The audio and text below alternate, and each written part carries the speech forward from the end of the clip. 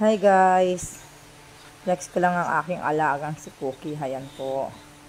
Actually po, meron po siyang isang bagay na ginagawa na lagi pa niyong ginagawa. Yan po. Hindi niyo po alam kung may kinakalaykay po ba siya. Kung ano ang bagay ang ginagawa niya. Tignan niyo po. Yan po. Actually po, meron po akong iniabot na pagkain sa kanya. Yan. Pandesal lang po yan, pandesal.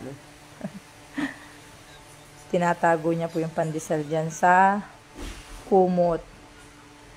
So, yan pong tinatago niya pagkain na yan ay kailangan po ay hindi mo siya pakikilaman. Kasi pag nagutom po siya at binalikan niya na nawawala po sa pwesto kung saan po niya itinago, siya po ay iiyak pag hindi po niya nakita yan. So, isa po sa aking mga alagang si Cookie na may ugaling ganyan. Ewan ko lang po sa mga alaga ninyo kung meron po kayong alagang ganyan. Pero iilan po ang mga alaga ko na may ganyan po. Sadya po pang mahilig po silang tago ng mga pagkain. Yan po.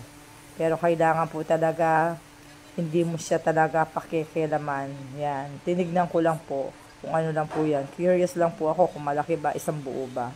Yan, yan. So, diyan po pala yung inabot ko kanina. Yan. Thank you for watching. Bye.